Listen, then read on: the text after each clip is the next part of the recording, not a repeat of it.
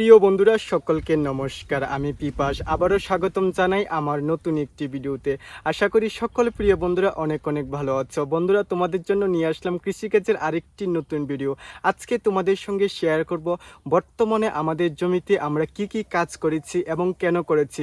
যদি তোমরাও আমাদের মতো এই সকল ফসল লাগিয়ে থাকো তাহলে তোমাদের জমিতেও যাতে এই সকল কাজ তোমরা করতে পারো, প্রত্যেকটি তথ্য তোমাদের সঙ্গে শেয়ার করব।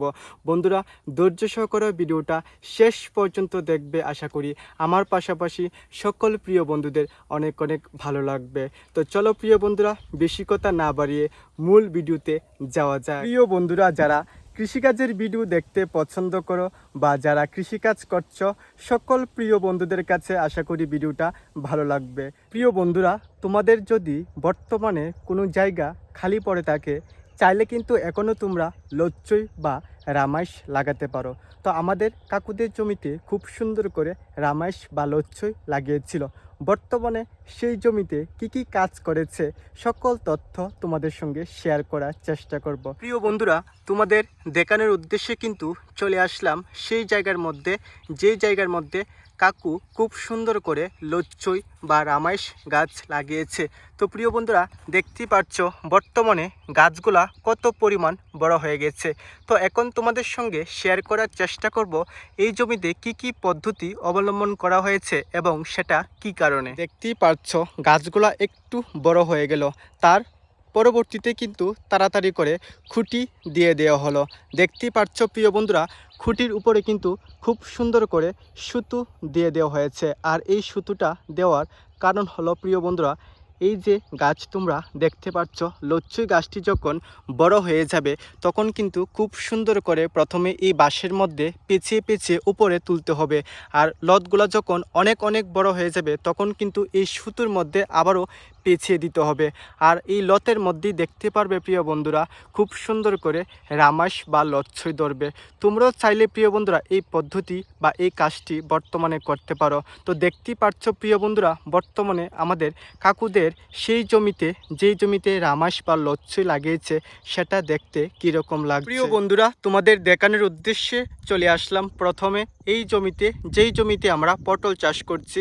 তো প্রিয় বন্ধুরা, চলো তোমাদের সঙ্গে শেয়ার করব বর্তমানে আমাদের এই জমিতে আমরা কি কৌশল অবলম্বন করেছি এবং কেন করেছি। যারা দীর্ঘদিন ধরে পটল চাষ করছো তারা তো অবশ্যই জানো, পটল গাছের জন্য বিশেষ গুরুত্বপূর্ণ যে উপাদান, সেই উপাদানটি হলো জল।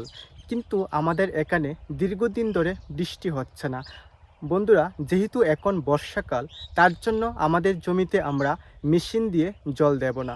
কিন্তু আমাদের জমির মধ্যে যাতে ফসলের পরিমাণ বজায় থাকে, তার জন্য আমাদের জমিতে আমরা কি করেছি সেটাই তোমাদের সঙ্গে শেয়ার করব।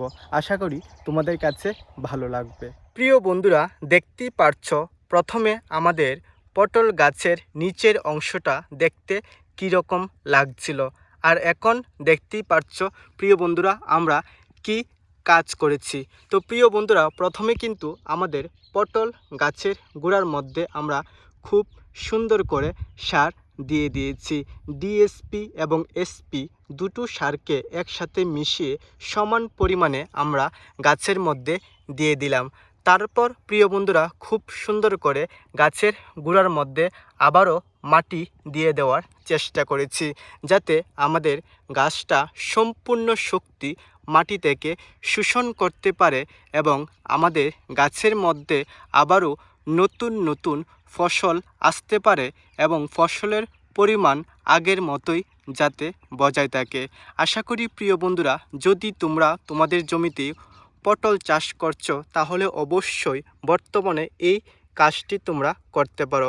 আশা করি আমাদের মতো তোমাদের গাছের মধ্যে ফসলের পরিমাণ বজায় থাকবে। তোমাদের সাথে শেয়ার করেছিলাম আমাদের কাকু কিন্তু খুব সুন্দর করে বেগুন গাছ লাগিয়েছে। তো প্রিয় বন্ধুরা, বর্তমানে সেই জমিতে কি কাজ করেছে এবং কেন করেছে সকল তথ্য তোমাদের সঙ্গে শেয়ার করব। প্রিয় বন্ধুরা, তোমাদের দেখানোর উদ্দেশ্যে কিন্তু চলে আসলাম সেই জমিতে, যেই জমিতে কিন্তু কাকু অনেক দিন হয়েছে বেগুন চাষ করছে এবং খুব সুন্দর করে বেগুন বাজারে বিক্রি করতে পারছে। তো দেখতেই পারছো প্রিয় বন্ধুরা, কতখানি জায়গা নিয়ে কাকু বেগুন চাষ করছে। আর বেগুন গাছটি দেখতে কী রকম লাগছে আশা করি প্রিয় বন্ধুরা দেখতেই পারছো। তো চলো প্রিয় বন্ধুরা, এখন তোমাদের সঙ্গে শেয়ার করব কি কাজ করেছে এবং কেন করেছে। প্রিয় বন্ধুরা, আমি কিন্তু প্রত্যেকটি জিনিস তোমাদের সঙ্গে শেয়ার করে থাকি, তার জন্য সকল প্রিয় বন্ধুদের কাছে অনুরোধ থাকবে আমার ভিডিওটা অনেক অনেক শেয়ার করে দেবে, যাতে তোমাদের মাধ্যমে অন্য প্রিয় বন্ধুদের কাছে আমার ভিডিওগুলো পৌঁছায়, তারাও যাতে কৃষিকাজের নতুন নতুন ভিডিও দেখতে পারে। আর যদি তোমরা আমার ভিডিওগুলো ইউটিউবে দেখে থাকো তাহলে অবশ্যই আমার ইউটিউব চ্যানেলটিকে সাবস্ক্রাইব করে রাখবে। আর যদি ফেসবুকে দেখে থাকো তাহলে অবশ্যই ফেসবুক পেজটিকে ফলো করে রাখবে। যখনই প্রিয় বন্ধুরা নতুন নতুন ভিডিও আমি আপলোড করব, যাতে তোমাদের কাছে আমার ভিডিওগুলো চলে যায়, যাতে তোমরা সকল প্রিয় বন্ধুরা আমার ভিডিওগুলো দেখতে পারো। বন্ধুরা দেখতেই পারছো, আমরা যেমন আমাদের পটল গাছের জমিতে প্রথমে গাছের গোড়ার মধ্যে সার প্রয়োগ করেছি এবং খুব সুন্দর করে মাটি দিয়ে দেওয়ার চেষ্টা করেছি, যাতে গাছের মধ্যে ফসলের পরিমাণ বজায় থাকে এবং নতুন নতুন ফুল এবং ফসল আসতে পারে। কাকুও কিন্তু তাদের জমির মধ্যে একই কাজ করেছে। দেখতেই পারছো প্রিয় বন্ধুরা, গাছের গোড়ার মধ্যে কিন্তু খুব সুন্দর করে মাটি দিয়ে দেওয়া হয়েছে। আর মাটি দেওয়ার আগে কিন্তু খুব সুন্দর করে কিন্তু সার প্রয়োগ করা হয়েছে। তো প্রিয় বন্ধুরা, তোমরা যদি বেগুন গাছ লাগিয়ে থাকো, বর্তমানে তোমাদের গাছের মধ্যে তোমরা সার প্রয়োগ করে গাছের গোড়ার মধ্যে নতুন করে মাটি দিতে পারো। আশা করি প্রিয় বন্ধুরা তোমাদের গাছের মধ্যে আবারও নতুন নতুন ফুল এবং ফসল আসতে পারে। প্রিয় বন্ধুরা, আজকের ভিডিওটা এতটুকুই পর্যন্ত। আশা করি সকল প্রিয় বন্ধুদের কাছে অনেক অনেক ভালো লাগলো।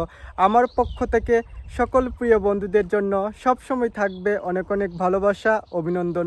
বন্ধুরা, তোমরা যখন কমেন্ট করো তখন কিন্তু আমার মনের মধ্যে অনেক অনেক উৎসাহ তৈরি হয় আরও নতুন নতুন ভিডিও তোমাদের জন্য নিয়ে আসার জন্য। তার জন্য প্রিয় বন্ধুরা অবশ্যই সকলের কাছে আমার অনুরোধ থাকবে, তোমরা কিন্তু অবশ্যই কমেন্ট করে জানাবে তোমাদের কাছে আমার ভিডিওগুলা কেমন লাগে। তো প্রিয় বন্ধুরা, সকলকে নমস্কার, সকলকে ভালোবাসা, একথা বলেই সকল প্রিয় বন্ধুদের কাছ থেকে আজকে বিদায় নিচ্ছি।